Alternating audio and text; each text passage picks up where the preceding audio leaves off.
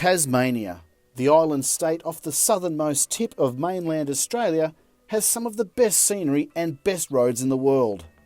And for 1 week, once a year, motoring enthusiasts get to experience closed roads at open speeds for the Targa Tasmania Road Rally.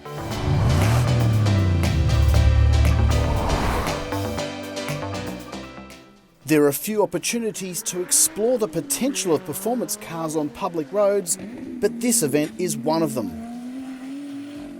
Since 2004, organisers have allowed non-competitive enthusiast vehicles to participate in the Targa Tour. Targa Tour entrants cover the same roads as those in the main game Targa Tasmania, but the entry fee is about half the price, the cars don't need roll cages, and the drivers don't need to wear helmets. Most types of road-registered cars are allowed, and the event attracts everything from Porsches and Ferraris to Holdens and Fords.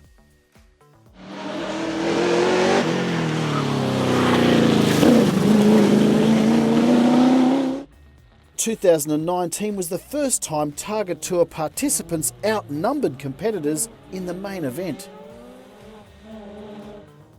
Korean carmaker Hyundai entered 4 I30 Fastbacks for media to drive in the ultimate hot hatch test.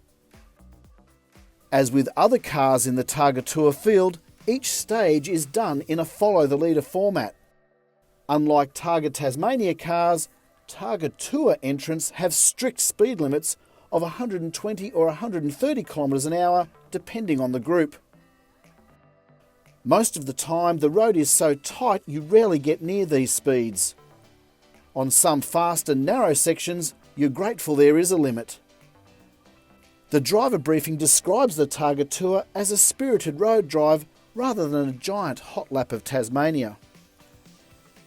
Thanks to more than 1,000 volunteers stationed at checkpoints, there were 32 closed road stages, totalling 480 kilometres, as part of an 1,800 kilometre journey crisscrossing the island state. The roads are stunning, but the conditions can be treacherous and the weather can change in an instant. There are damp patches of tarmac even though it's not raining, and moss on sections of road that rarely get direct sunlight. Sudden changes in surface grip can catch out drivers from one corner to the next. Starting our stint in the second wave from midweek, we had the best roads but the worst weather. We'd need to change wiper blades before changing brake pads at this rate. This turned out to be a blessing. When it's bucketing down, you assume the worst into and out of every corner. In Targa Tasmania, co-drivers map out every corner, bump and obstacle just beyond the driver's line of sight. In the Targa Tour, the maps are more basic but are still critical to getting through each section safely. Our co-driver even used the navigation screen to help call corners. While the I30N's personalised settings for suspension, stability control and throttle response may not appeal to everyday drivers, they prove to be a massive asset in an event like this. The I30N Fastback has a new steering rack and different suspension software and hardware compared to the I30N hatch. These changes will eventually make their way onto the I30N hatch in late 2019. The Pirelli P0 tyres and mechanical limited slip diff provide incredible grip out of tight corners. The grunt from the 2-litre turbo from low in the rev range also helped the I30N climb out of tight spots. The standard brakes did the job, but if I had a wish list, it'd include racing brakes, squeeze behind 18-inch wheels to open up the selection of semi-slick tyres.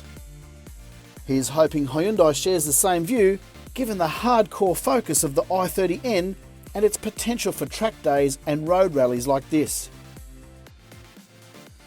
In the meantime, there are few better ways to see the heart of Tasmania and explore the potential of performance cars on real roads. As enthusiasts, we should enjoy it while it lasts.